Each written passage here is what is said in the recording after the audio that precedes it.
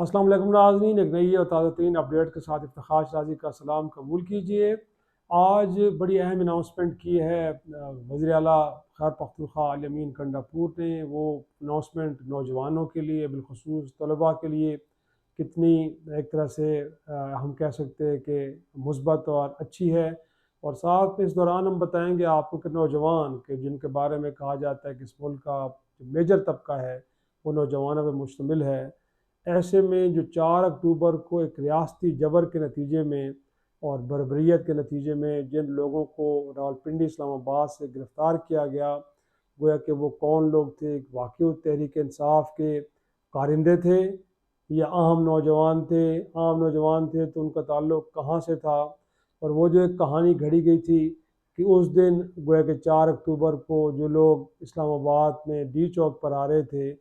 उनमें अफ़गान बाशिंदे शामिल थे। तो क्या वो वाक़ई अफ़गान बाशिंदे आए थे और कोई वहाँ से भी तहरीक इंसाफ ने कुछ लोगों को मैनेज करके बुलाया था,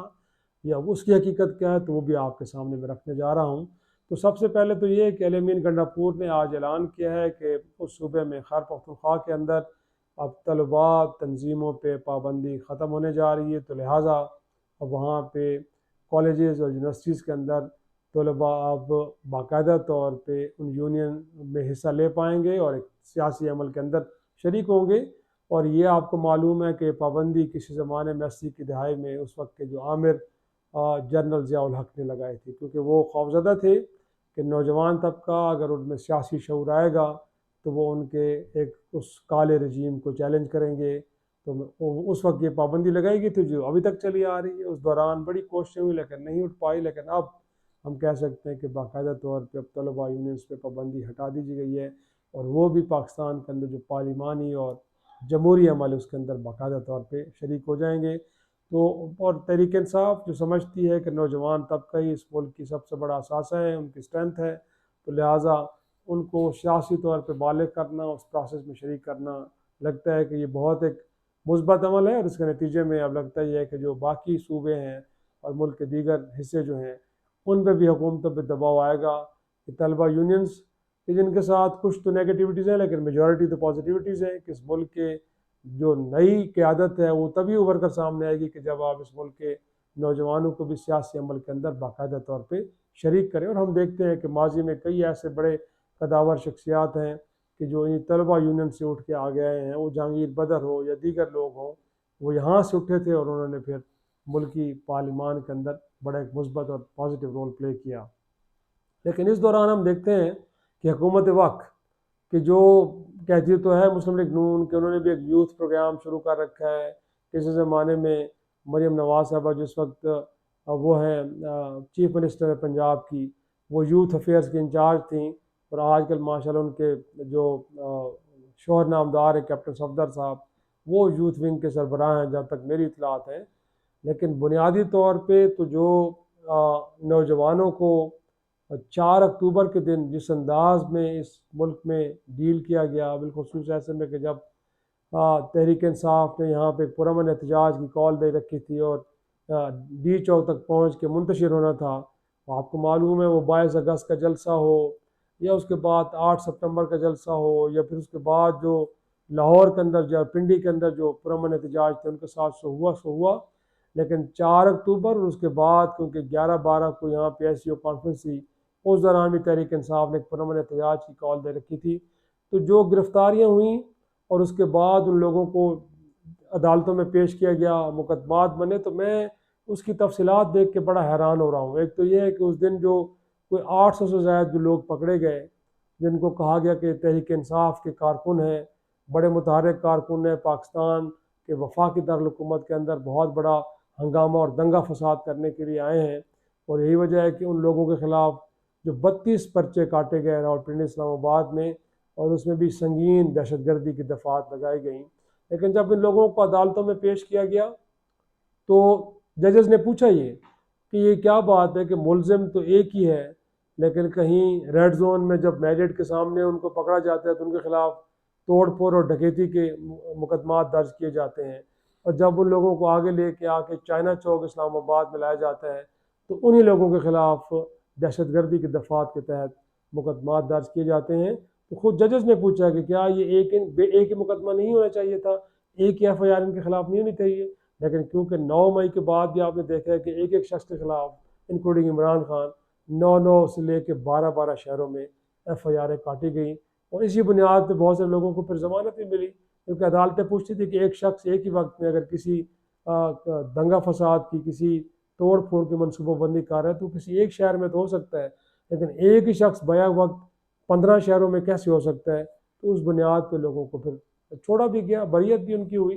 तो अब इस मामले में भी ऐसा ही है कि जो इस्लामाबाद में लोग गिरफ्तार किए गए, अब अदालतें पूछ रही हैं कि मुलजिम तो एक है, मुकदमात 32 हैं, तो ये कैसे हो गए। तो कोई जवाब तो है नहीं, क्योंकि ऐसे मुकदमात तो होते ही मुखालफिन को दीवार से लगाने के लिए हैं। लेकिन उससे जो ज़्यादा परेशान कुन बात है,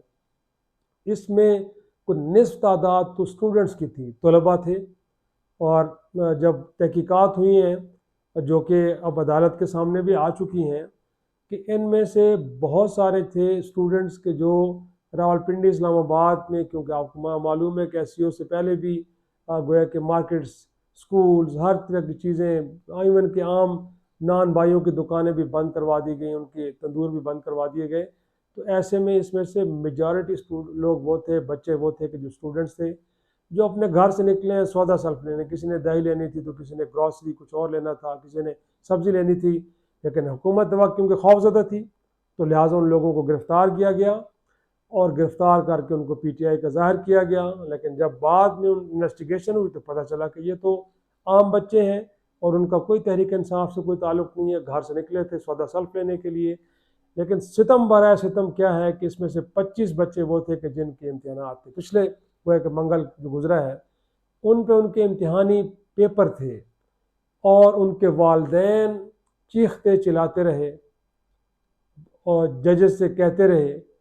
कि इनको कम अज़ कम पेपर देने की इजाज़त दी जाए। अगरचे दहशतगर्द तो नहीं है, इनको गलती से गिरफ़्तार किया गया है, तो खुदारा इनका जो साल भर 2 साल की इनकी जो मेहनत है वो ज़राएगा चली जाएगी, ये पेपर नहीं दे पाएंगे। लेकिन उसके बावजूद इस रियासती जबर ने किसी एक की भी नहीं सुनी, और उन लोगों को रिहा नहीं किया गया। तो लिहाजा पिछले गुज़श्ता मंगल पे 25 इसमें से नौजवान ऐसे हैं कि जिन्होंने इम्तिहान देना था अपना सालाना, लेकिन वो पेपर नहीं दे पाए और उनको नहीं छोड़ा गया। तो ये सूरत हाल, यही वजह कि कल आपने देखा कि इस्लामाबाद हाई कोर्ट के जस्टिस मियां गुल औरंगज़ेब साहब भी बड़े सीख पा हुए, अबुल हसनात जुल्करनैन जज जो है वो नीचे की अदालत का, कि किस तरह लोगों को तारीखें दे के फिर उनके बाद उनकी ज़मानतें मुस्तरद कर दी जाती हैं, किस तरह साइफर के अंदर उन्होंने खेल खेला। तो ये अदालतें अब अंदाज़ा लगाएं कि जब मालूम भी हो जाए, और उससे आगे बढ़ के जो आपको इंटरेस्टिंग बात बताने जा रहा हूँ, कि गोया कि उस वक्त कहा गया वज़ीर दाखिला मोहसिन नकवी साहब की जानिब से कि जी इन मुजाहरीन के अंदर अगवान शहरी भी शामिल हैं, जो इस मुल्क पे धावा बोलने आए हैं, बहुत बड़े इंतशार फैलाने आए हैं। तो जो मेरी इतलात हैं, और जो वहाँ के फिर मारगला टाउन के मकामी लोग भी इस बात को कन्फर्म कर रहे हैं कि कुछ गाड़ियाँ गई थीं, और मारगला टाउन से उन दिनों में कुछ 12 से 14 अगवान बच्चों को, नौजवानों को वहाँ से उस गाड़ियों में लाकर डाला गया, और फिर उनकी आके यहाँ से गिरफ्तारी ज़ाहिर की गई, और ये एक इम्प्रेशन दिया गया कि हमने कुछ अगवान शहरी भी गिरफ़्तार कर लिए हैं, जो बुनियादी तौर पे इस धरने में, इस मुजाहरे में आके तोड़ फोड़ करना चाह रहे थे, और तहरीक इंसाफ ने इनको हायर किया था इस इंतशार के लिए। लेकिन ये मैं आपको क्रेडिबल ज़राए से अपने और कंफर्म करके बता रहा हूँ, और मकामी लोगों की इस पे शहादतें भी मौजूद हैं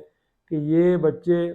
अगवान शहरी, ये मारगला टाउन के रहने वाले थे, और इनको गाड़ियों में भर के लाया गया, यहाँ पे उनकी गिरफ़्तारी डाली गई, ताकि इस इम्प्रेशन को और ज़्यादा मजबूत किया जाए कि तहरीक इंसाफ इस मुल्क के अंदर इंतशार फैलाना चाह रही है। और ये वजह कि आज फिर 160 पार्लियामेंटेरियन ने